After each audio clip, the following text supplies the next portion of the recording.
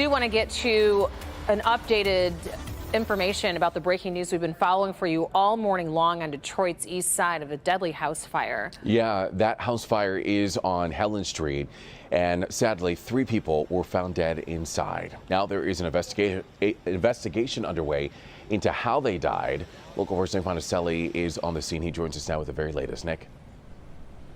Avril, good morning to you. So the question this morning is whether or not these 3 men died as a result of the fire or if something happened before that and the fire was set intentionally. You can see behind me what is left of this home here on Helen, not far from 7 Mile Road in Van Dyke here on Detroit's east side.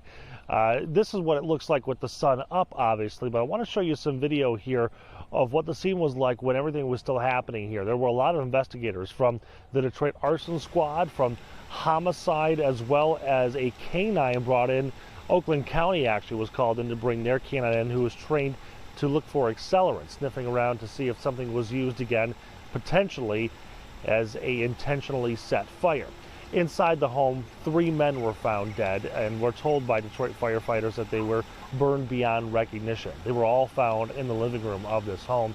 And I know from the outside it doesn't look that bad, but trust me, this home is destroyed. There really isn't any square inch of this home that wasn't touched by fire out here. Now, the man, they say, who owns and lives here has been here for about 6 or 7 years. Neighbors say his name is Ron. He was a great guy. In fact, they loved having him in the neighborhood. Man, Grady was the best guy in the world. He'd do anything for anybody, you know. He was he'd do anything for anybody. Yo, he'd go out all his way and everything, you know. And he was a good guy, man.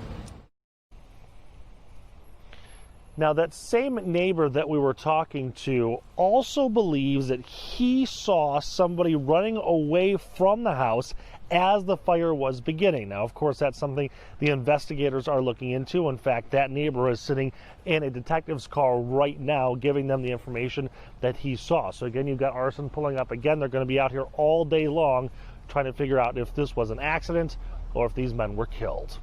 We're live here on Detroit's east side. Nick Monticelli, Local 4 News today. Well, our thoughts are certainly with all of their families. Nick, thank you.